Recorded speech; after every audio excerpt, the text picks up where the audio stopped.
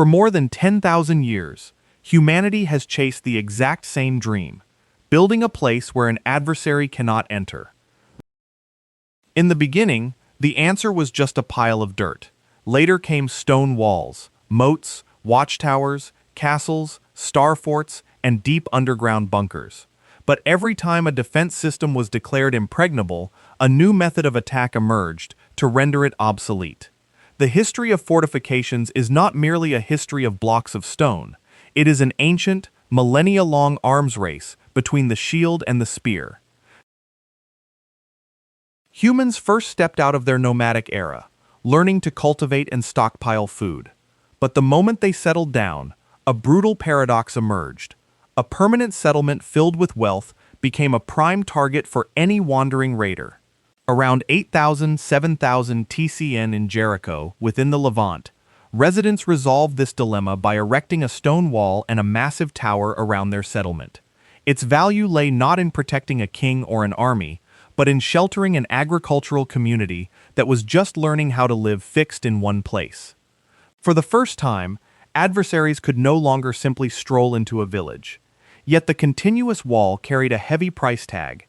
It demanded too much manpower, material, and time to construct, unlocking a broader, scale-intensive urban challenge. When those settlements ballooned into cities housing tens of thousands of residents, around 3,000 TCN in Sumer, Mesopotamia, walls had to expand to encircle entire metropolises, exemplified by Uruk. City walls no longer just protected people. They drew an absolute boundary between civilization and the wild world outside, enabling a small force to defend a massive population. Even so, a fatal vulnerability remained tucked inside the gates. If enemies breached the gates, the entire defensive structure collapsed. The Egyptians at the fortress of Buhen, around 1860 TCN, handled that weakness with a completely different mindset. Instead of concealing the city gate, they turned the approach into a death trap. Multi-layered gates, thick walls, protruding towers, and deep ditches that controlled all pathways under interlocking crossfires.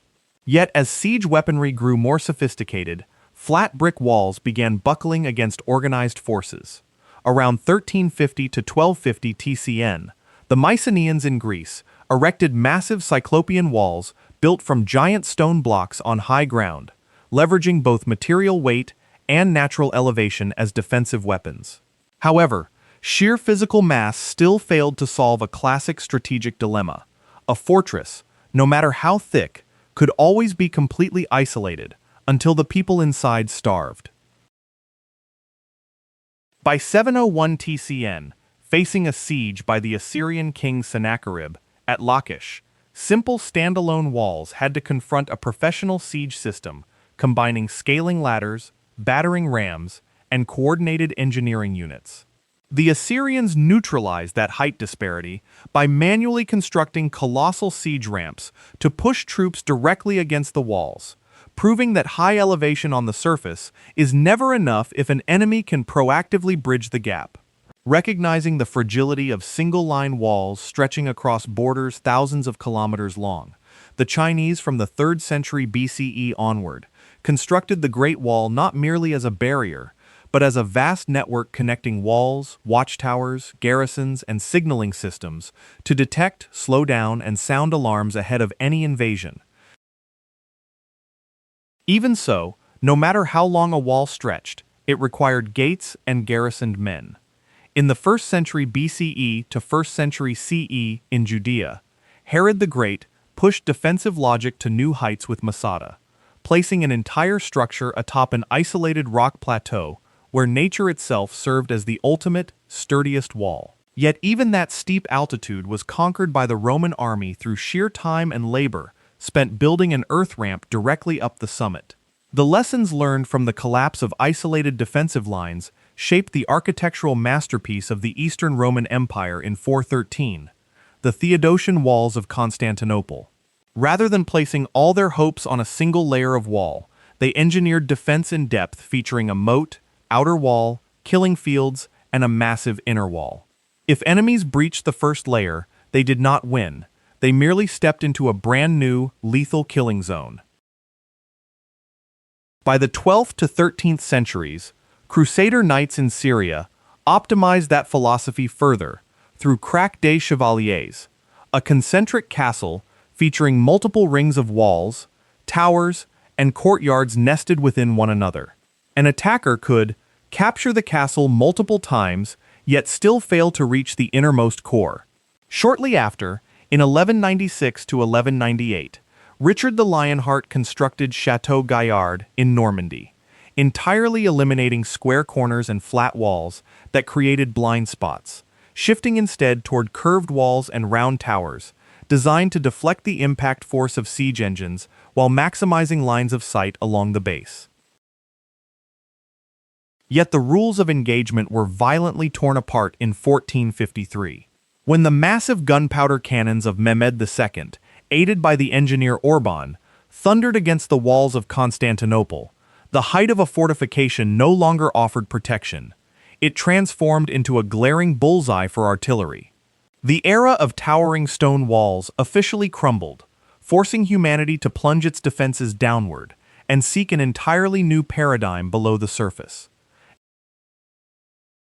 The transition from towering stone to earth and concrete began in earnest during the late 16th century in the Netherlands, with the development of the Star Fort, Fort Bortange. Traditional medieval straight walls could not withstand artillery fire and created deadly blind spots at their bases.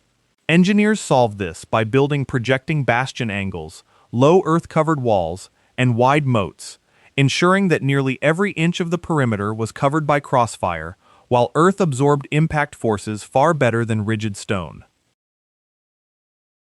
By the late 17th century, Sébastien Leprestre de Vauban systematized fortification in France into a mathematical formula, neuf brisac. Instead of treating a fortress as an unbreachable wall, Vauban forced attackers to grind through multiple overlapping outer defenses, such as ravelins, glacis, and covered ways, turning a siege into a predictable, agonizing math problem under continuous fire. However, the dawn of heavy explosive artillery in the 19th and 20th centuries rendered masonry and earth obsolete. At Fort Douaumont in Verdun, the advent of high explosive shells crushed above-ground stone, forcing fortifications to sink underground into reinforced concrete, deep subterranean galleries, and armored turrets.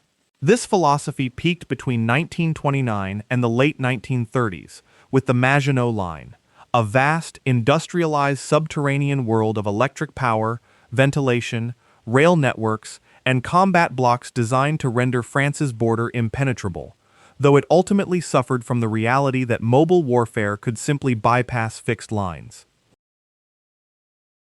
During World War II, the Atlantic Wall saw Nazi Germany attempt to fortify an entire coastline with bunkers and artillery emplacements, only for Allied forces to outmaneuver the static defenses through combined arms and intelligence deception. As the nuclear age dawned in the 1960s, threats grew from conventional bombs to atomic blasts, leading the United States to carve Cheyenne Mountain deep into solid granite, insulating a command center behind massive blast doors and shock absorbers.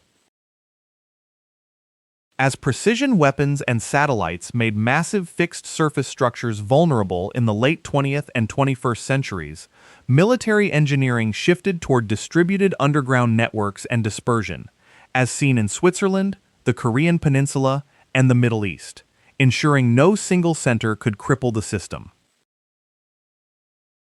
Yet even deep underground bunkers could do nothing against short-range rockets capable of flying directly overhead. That ultimate vulnerability prompted the launch of Israel's Iron Dome in 2011, breaking a 10,000-year tradition of stationary physical structures waiting for an impact. Iron Dome represents a radical inversion of the concept of a wall, an active, mobile shield that launches into the mid-air to intercept threats before they land. After 10 millennia of stacking stone, pouring concrete, and digging deep into the earth, humanity has finally built a fortification that no longer needs to be touched by the ground at all.